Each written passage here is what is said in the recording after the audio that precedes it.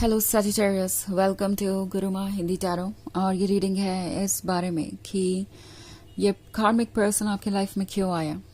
कार्मिक रिलेशनशिप वो रिलेशनशिप होते हैं जो शुरुआत में तो बहुत इंटरेस्टिंग होते हैं, वहाँ पे एक इंटेंस अट्रैक्शन होता है, बट ओवर द टाइम चीज़ें चेंज हो जाती हैं और आपको लगता है जैसे कि ये पर्सन वो रहा ही नहीं जो ये पहले था, या वो कुछ छुपा रहे थे आपसे हमेशा, और अब रियलिटी सामने आ गई है जो कि बहुत ही बिटर है, बहुत ही कड़वी है। एंड अक्सर कार्मिक रिलेशनशिप सिर्फ और सिर्फ इसलिए हमारे लाइफ में आते हैं क्योंकि इस कार्मिक पर्सन को कुछ लेसन सीखने होते हैं और हमें भी। आपकी सिचुएशन में ऐसा क्यों है, क्यों ये कार्मिक पर्सन आपकी लाइफ में आया, ये देखूंगी मैं इस रीडिंग में। तो चलिए स्टार्ट करते हैं और देखते हैं क्या मैसेजेस है आपके लिए। Messages for Sagittarius.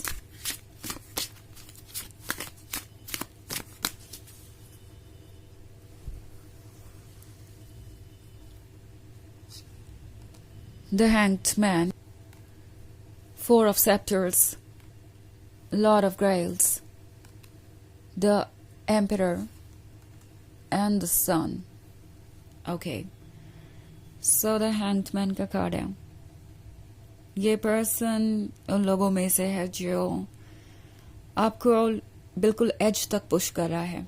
जहाँ तक मैं देख पा रही हूँ सजिटेरियस, आप हर बार यही सोचते हैं कि अब कुछ ऐसा नहीं होगा कि आप इस रिलेशनशिप को जज करें, उन्हें जज करें या इसे छोड़ना चाहें, और हर बार ये पर्सन कुछ नया करता है। मे बी हर बार आपसे फेवर्स मांगना, एक्सक्यूजेस देना और फेवर के लिए अप्रिशिएट भी नहीं करना आपको, ये चीज़ें होती जा रही हैं और हर बार आपको लगता है कि यह आखिरी बार होगा, वो ऐसा दोबारा नहीं करेंगे, वो अपने ऊपर वर्क करेंगे और चीज़ें चेंज हो जाएंगी। बट मुझे ऐसा होता हुआ या नज़र नहीं आ रहा है। और ये कार्मिक रिलेशनशिप आपको इतना परेशान कर रहा है कि अब आप ये सोच रहे हैं कि क्या आपको इस रिलेशनशिप में होना भी चाहिए, स्पेशली इस पर्सन के द एम्परर वाले एटीट्यूड की वजह से।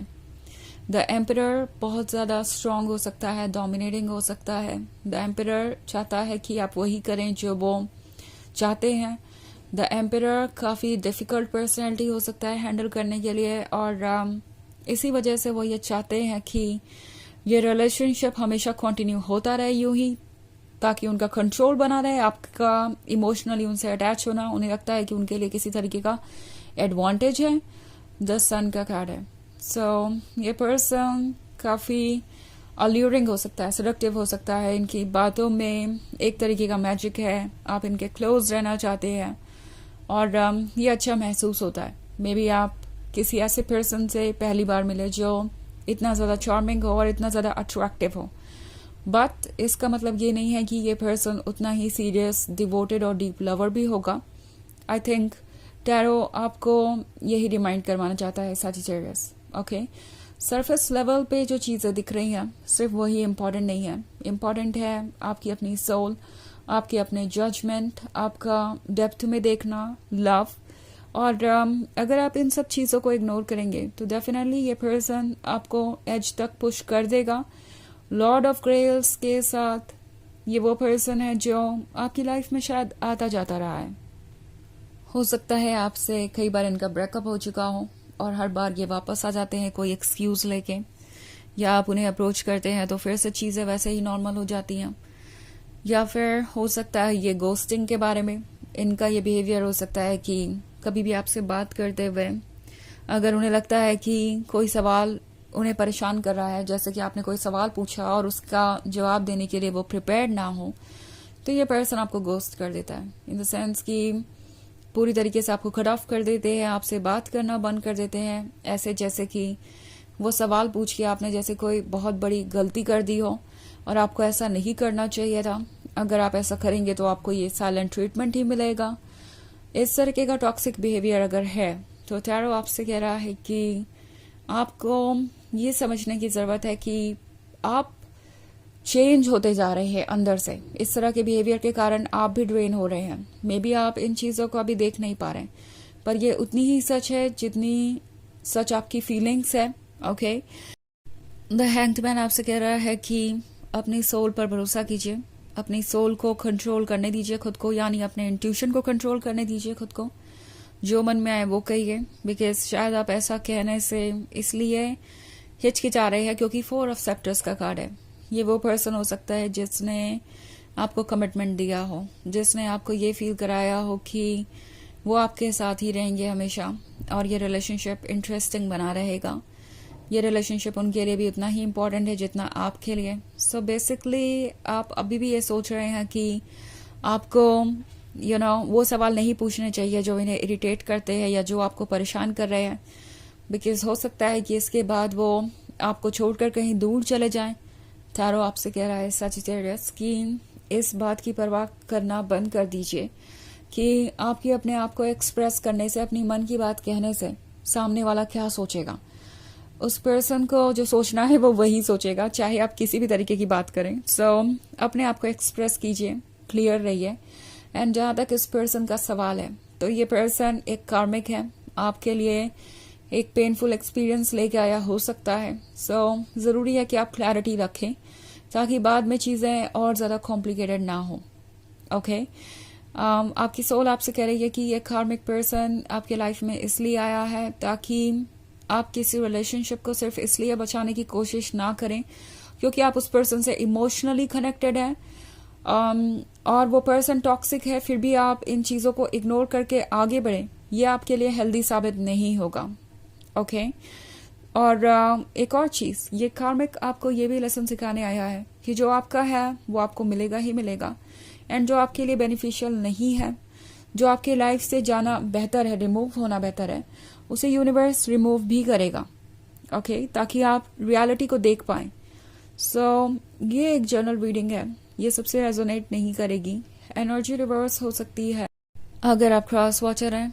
इसके अलावा अगर आप पिछले वीक की रीडिंग देखना चाहें या ईयरली रीडिंग देखना चाहें 2025 की, तो उसका लिंक भी आपको डिस्क्रिप्शन बॉक्स में मिल जाएगा हमेशा की तरह। सो चलिए आगे बढ़ते हैं और देखते हैं और क्या मैसेजेस हैं आपके लिए। Messages for Sagittarius, 7 of Scepters, 8 of Knives, Daughter of Knives, 6 of Knives, and 2 of Grails. Okay, so फिर से एक बार 7 of Scepters आपसे कह रहा है कि अपने फियर इनसिक्योरिटी से बाहर आइए, अपने लिए स्टैंड करिए, वो बातें कहिए जो आपके लिए इम्पोर्टेंट है। 8 of Knives का कार्ड है। सो 8 of Knives आपसे कह रहा है कि ये पर्सन शायद आपका भरोसा पूरी तरीके से जीतने का इंतज़ार कर रहा है या मे बी जीत भी चुका है, और उसके बाद ये साइलेंट ट्रीटमेंट, 6 ऑफ नाइफ्स किसी तरीके के साइलेंट ट्रीटमेंट की बात कर रहा हो सकता है। तो इस साइलेंट ट्रीटमेंट से खुद को दूर रखिए, ये साइलेंट ट्रीटमेंट आपको ड्रेन कर रहा है। डॉटर ऑफ नाइफ्स आपके अंदर ऑलरेडी जाग चुकी है, ये एनर्जी आपको प्रोटेक्ट करेगी।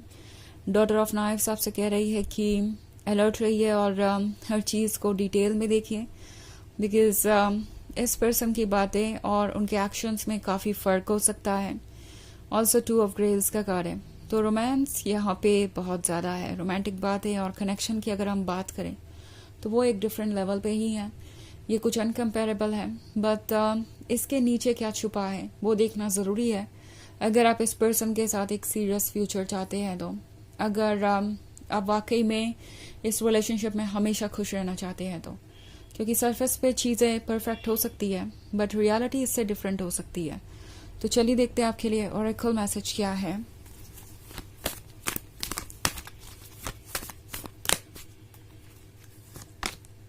Isis, magic manifesting. Your dreams, visions and goals are becoming reality. Stay focused. तो ये कार्ड आपसे कह रहा है कि आपके ड्रीम्स सच हो रहे हैं, आपके गोल्स सच होने वाले हैं। सो फोकस्ड रहिए उन चीज़ों पे, बजाय इन चीज़ों पे फोकस करने के जो कि आपको ड्रेन कर रही हैं। ओके मे बी ये पर्सन आपके ड्रीम्स, विजन्स और गोल्स पूरे कर ही नहीं सकता। इनफैक्ट ये कार्मिक है तो इनसे ये चीज़ें पूरी करने की उम्मीद ना के बराबर है। सो इसीलिए टैरो आपको कह रहा है कि यूनिवर्स के फ्लो के साथ बढ़ते जाइए। आपकी सोल आपके लिए बेस्ट जानती है, और अगर आपको किसी चीज़ से दूर कर रही है तो उसका कुछ रीज़न है। ओके सो ये रीडिंग है इस बारे में कि ये कार्मिक आपकी लाइफ में क्यों आया। आई होप आपको अच्छी लगी होगी. Thanks for watching. Till next video. Bye.